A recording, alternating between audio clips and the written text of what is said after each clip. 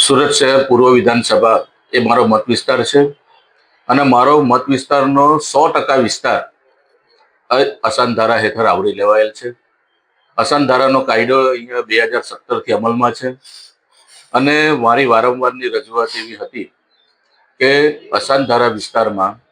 હિન્દુ વિસ્તારમાં વિધર્મીને કે વિધર્મીના વિસ્તારમાં હિન્દુ પરિવારને મિલકત તબદીલ કરવા પહેલા આજુબાજુના લોકોને વિશ્વાસમાં લેવા જોઈએ. આજુબાજુના લોકોને સંમતિ હોય તો આ તમે ટ્રાન્સફર કરી શકો. પરંતુ અત્યારે પ્રશ્ન એવો આવ્યો છે કે છેલ્લા 15 દિવસ પહેલા અમારા નવાપરા વિસ્તારની લગભગ 5 કે 6 ગલીના રહેવાસીઓ દ્વારા કલેક્ટર શ્રી અને પોલીસ કમિશનર શ્રીને આવેદનપત્ર આપવામાં આવ્યું અને એ આવેદનપત્રમાં આ હિન્દુ પરિવારો પોતાની મિલકત વિધર્મીને આપવા સંમત છે અને એ રીતની મંજૂરી આ કલેક્ટર શ્રી દ્વારા આપવામાં આવે એવી રજૂઆત કરી. આ ખૂબ જ ચિંતાનો વિષય છે. આ અંગે જ્યારે મેં તપાસ કરી અને મેં માહિતી માંગી ત્યારે કલેક્ટર શ્રીની સંકલનમાં મને માહિતી આપવામાં આવી કે આ જે 5 ગલીઓ છે એ 5 ગલીઓ હિન્દુ વિસ્તારની છે. તમામ ગલીઓમાં હિન્દુના મંદિરો આવેલા છે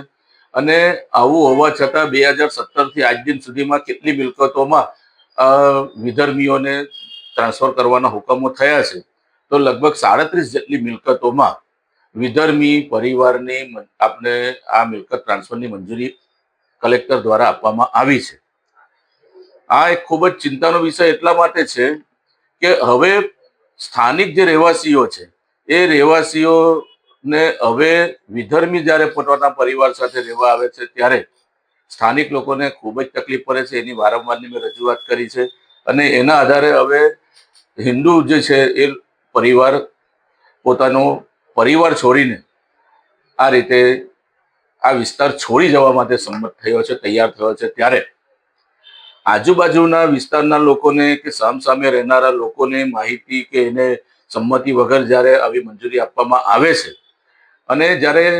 એ સ્થાનિક રહેવાસીઓને ખબર જ નથી પડતી કે કોણ આવા વિધર્મી પરિવાર અહીંયા રહેવા આવવાનું છે અને આવી મંજૂરી માંગી છે, તો આ સંજોગોની અંદર જો ટ્રાન્સપરન્ટ વહીવટ કરવો હોય અને સરકારશ્રીનો જે હેતુ છે કે હિન્દુ પરિવાર હિન્દુ વિસ્તારમાં રહે, મુસ્લિમ પરિવાર મુસ્લિમ વિસ્તારમાં રહે અને પોતાના પરિવારની સાથે શાંતિથી રહી શકે, સુલે શાંતિથી રહી શકે, એ હેતુ છે સરકારનો અને આ હેતુ સિદ્ધ કરવાની જવાબદારી કલેક્ટર અને પોલીસને આપેલી છે. ત્યારે આ ખાતા દ્વારા આ સ્થાનિક રહેવાસીઓની સંમતિ વગર જ્યારે આવી મંજૂરી આપવામાં આવે છે તો હવે પછી કોઈ પણ જગ્યાએ આવી મંજૂરી આપવામાં આવે અથવા તો મંજૂરી માંગવામાં આવે ત્યારે સ્થાનિક રહેવાસીઓને ખબર પડે એટલા માટે એ મિલકત જે વેચવાની છે એની ઉપર એક બોર્ડ લગાવવામાં આવે. એમાં ખરીદનારનું નામ, વેચાણ આપનાર જે છે એ વેચનારનું નામ અને એ વિધર્મી પરિવાર જ્યારે આ મિલકત ખરીદ કરવા માંગતું હોય તો એનો ATS નંબર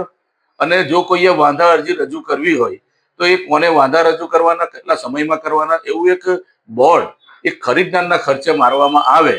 તો આમાં જેને કંઈક રજૂઆત કરવી હોય, જેને ફરિયાદ કરવી હોય, જેને